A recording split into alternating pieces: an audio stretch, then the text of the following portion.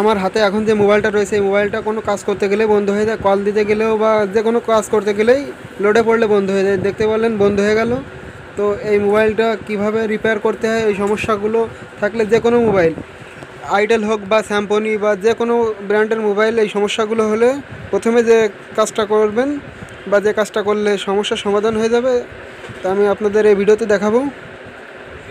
তো আমি প্রথমে মোবাইলটা খুলে নেব। এই যে মোবাইলটা খুলে নিয়ে তারপরে দেখাবো কিভাবে এই মোবাইলটার কাজগুলো করতে হয়, এই সমস্যার সমাধান করতে হয়। তো প্রথমে মোবাইলটার ব্যাক সেলটা খুলে নিলাম। তো তারপরে আস্তে আস্তে বিস্তারিত দেখাবো। আর এই ধরনের নতুন নতুন ভিডিও পেতে আমাদের ফেসবুক পেজ ও ইউটিউব চ্যানেলটি সাবস্ক্রাইব করে রাখবেন। ইলেকট্রনিক্স এবং মোবাইলের যাবতীয় সমস্যার সমাধান এখান থেকে পেয়ে যাবেন আশা করি ইনশাল্লাহ। প্রথমে আমরা নাটগুলো খুলে মোবাইলের মাদারবোর্ডটা বের করে নেব। এই সমস্যাগুলো সাধারণত ব্যাটারি থেকে হয়। আমি ব্যাটারিটা কিভাবে সমস্যার সমাধান করি তো আপনারা দেখুন।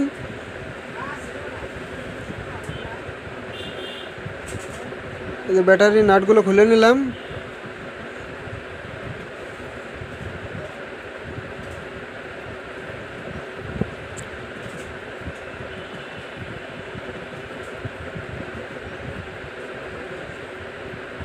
তো আপনারা নতুন নতুন কোনো ভিডিও পেতে চাইলে বা যে কোনো ধরনের ভিডিও আপনারা কোন ধরনের ভিডিও চান সেটা কমেন্ট করে জানাতে পারেন। আশা করি সেই ধরনের ভিডিও দেওয়ার চেষ্টা করব। এনি টপিকস ইলেকট্রনিক্স এবং মোবাইলের যাবতীয় সমস্যার সমাধান নিয়েই আমরা ভিডিও দিয়ে থাকি।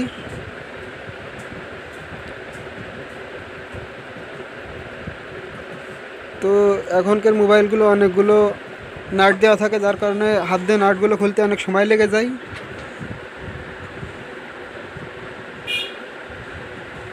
দেখতে পারলেন মাদারবোর্ডটা বের করে নিলাম। মাদারবোর্ডটা বের করে নিলাম বলতে মাদারবোর্ডের উপরে পার্টটা খুলে ফেললাম। এই সমস্যাটা হয় ব্যাটারি থেকে। আমরা এই ব্যাটারিটা মেরামত করে দেবো। তার জন্য ব্যাটারিটা বের করে নিলেও হয়, আমি আর বের করে না নিলেও আমি কাজটা করতে পারবো। যার কারণে আমি ব্যাটারিটা বের করতেছি না, শুধুমাত্র ব্যাটারির উপরে যে কাভারটা আছে ওই কাভারটা টেপটা উঠাই নেব, নিয়ে ব্যাটারির যে সার্কিটটা থাকে ওই সার্কিটেই কাজটা করব। তো ভিডিওটা সম্পূর্ণ দেখুন, সম্পূর্ণ দেখলেই বুঝতে পারবেন। এই ব্যাটারিগুলো উঠাতে গেলে ব্যাটারিটা বাঁকা হয়ে যায়, যার কারণে ব্যাটারিটা উঠালাম না। শুধুমাত্র ব্যাটারির উপর স্টিকার উঠাই কাজটা করব। এই যে স্টিকারটা উঠালাম।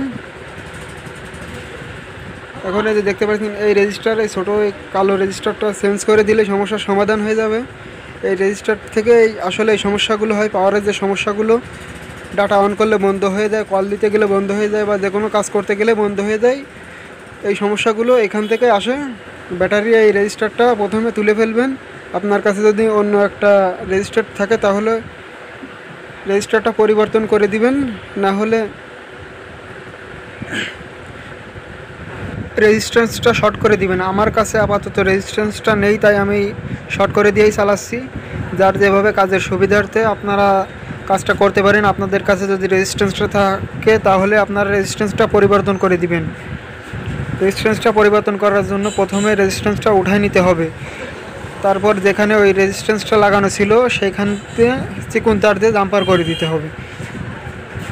লাইনটা জাম্পার করে দিলেই ফোনটা আগের মতো সুন্দরভাবেই চলবে, কোনো সমস্যা হবে না। রেজিস্ট্যান্সটা পরিবর্তন করে দিলেও যেভাবে চলবে, রেজিস্ট্যান্সটা শর্ট করে দিলে একইভাবে চলবে, কোনো সমস্যা নেই। তো রেজিস্ট্যান্সটা শর্ট করে দিলাম। এবার ভালোভাবে ঝালাই করে পরীক্ষা করতে হবে রেজিস্ট্যান্সটা যেন কোনো প্রকার লুজ না থাকে।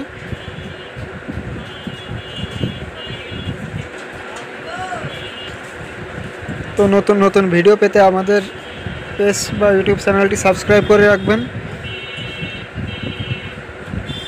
আর সম্পূর্ণ কাজটি দেখবেন, তাহলে সম্পূর্ণ বুঝতে পারবেন। আর কোনো প্রকার প্রশ্ন থাকলে কমেন্ট করে জানাতে পারেন। আমাদের কাজটা হয়ে গেছে বা রেজিস্ট্যান্সটা শর্ট করে দেওয়া হয়ে গেছে। এখন আমরা ফোনটা অন করে বা চালু করে পরীক্ষা করে দেখব যে কীভাবে চলে। ফোনটা অন হয়ে গেছে।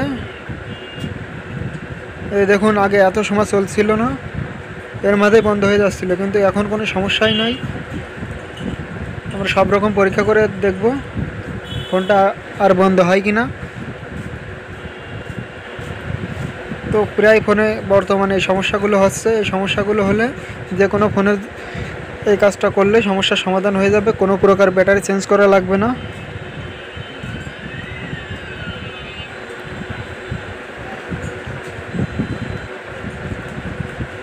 এখন সিমটা লাগায়ে ডাটা অন করে নেট অন করে পরীক্ষা করে দেখব নেট অন করলে বন্ধ হয় কি না।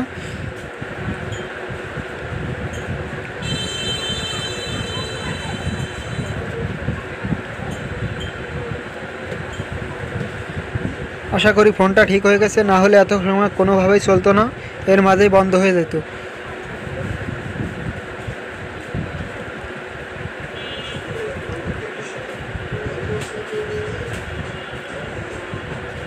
তো ভিডিওটা সম্পূর্ণ দেখার জন্য ধন্যবাদ।